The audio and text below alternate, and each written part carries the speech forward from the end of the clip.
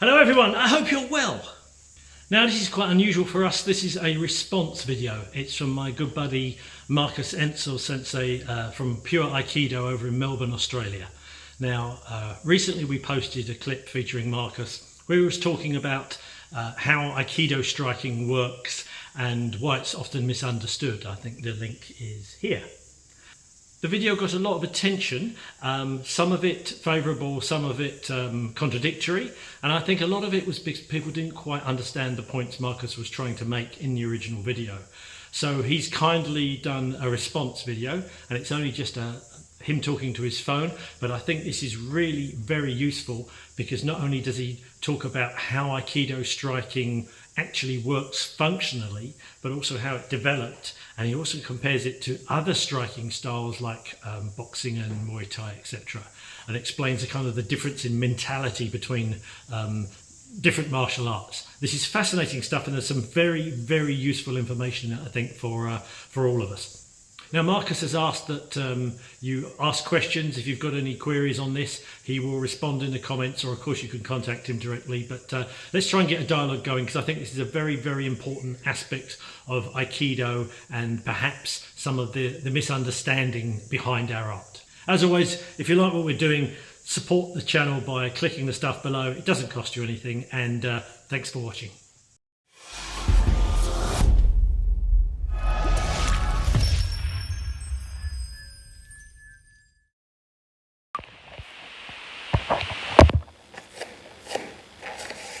Hi there. Look, just a brief explanation of guard and developing power in Aikido and the difference between, say, boxing slash kickboxing and Aikido strikes. So, in boxing, guards up, hiding behind my shoulder, boom, I'm throwing the left, boom. I'm driving off the back foot, here, driving off the back foot, turn the hip, hiding behind the shoulder, coming back, throwing the right, I'm stepping in, boom. If I'm doing a hook, I'm going to step out to the side, boom, strike here. So, people often think, like, why would I do a yokomen? It's the long way around when I can do a hook. Or why would I do a shonen? Well, the reason is you develop the power differently. I'm not driving off the back foot. I'm using this spiral motion from the back foot raising up and down into a crouch. So that basically comes from using the sword. So if you can imagine, if I wasn't in a stance, I had my feet placed evenly. It's like I would, in grappling, I'm going to lift something up. I thrust my hips in, or I'm doing a deadlift. So I'm holding the sword in neutral, I lift my hips, and to cut, they go back down. Lift, cut, lift, cut.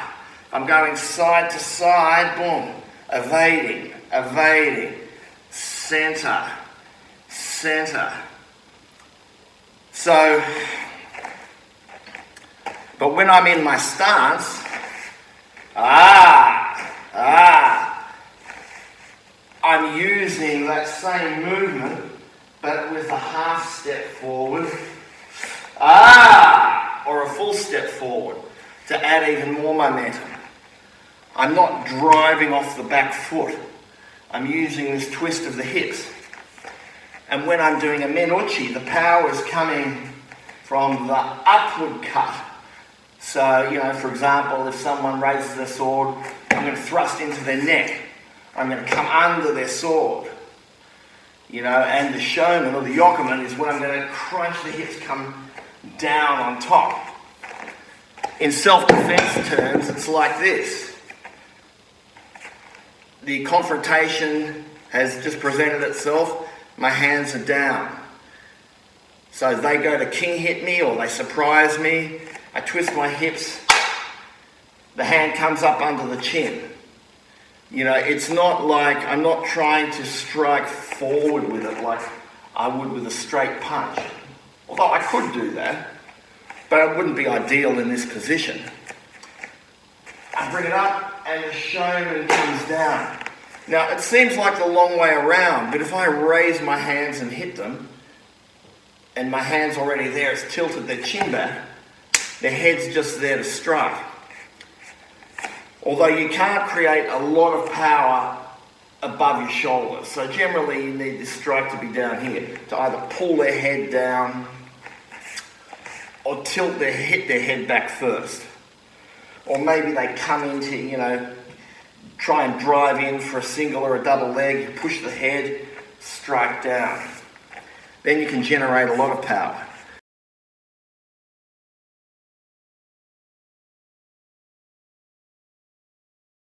But the other thing is, I would never, if someone was like coming at me with a two-fisted attack, or going to kick me or something, I wouldn't be trying to fight them like this. The hands would come up, but then you need to defend these, the sides of your head. But you twist, like the guard is always there. The guard is a strike, or it's a grab, or it's, whatever the things you can do. Think of it much like the long guard in Muay Thai. This hand's tangling, this one's protecting from elbows, or grabbing. It's the same in Aikido. This one's going to trap the front hand. I'm going to bring him down to an Iki or something, strike, throw him, whatever. But once the conflict has begun, I'm not just going to be using one hand. My hands are going to be up. I'm going to be going where I need to do. But if my hands are up, say someone strikes at me, I evade, their head or their neck, it's just there. It's 6 or 12 inches away. Bang. Maybe, they attack me here. I step here, get out of the way. Their head's just here. Bang. I'm not actually, like, if you think the phone is your head, I'm not stepping in, coming around and striking. Or stepping in, striking. Very rarely would I do that. Think of it more like things are happening. I get out of the way. The head's just there. Bang. Maybe they go to hook or something. I get out of the way here, trap this hand. Bang, the head's just there. And I'm going to hit them. And that leaves me in the perfect position. I maybe hit them on the neck, let's say. Hip throw. So it's a different strategy than boxing, kickboxing. And don't get me wrong, I love boxing, kickboxing and Muay Thai. But it's a totally, I think Muay Thai is more similar to Aikido than any other martial arts. If it's using the long guard, there's a lot of similarities there. Anyway, I hope that clears a few things up. Feel free to ask me anything. Oh, and one further point. Basic Aikido training is about, it's more of a seminar format. So we cater to all kinds of people that just want to do health, people who don't want to fight all the time. They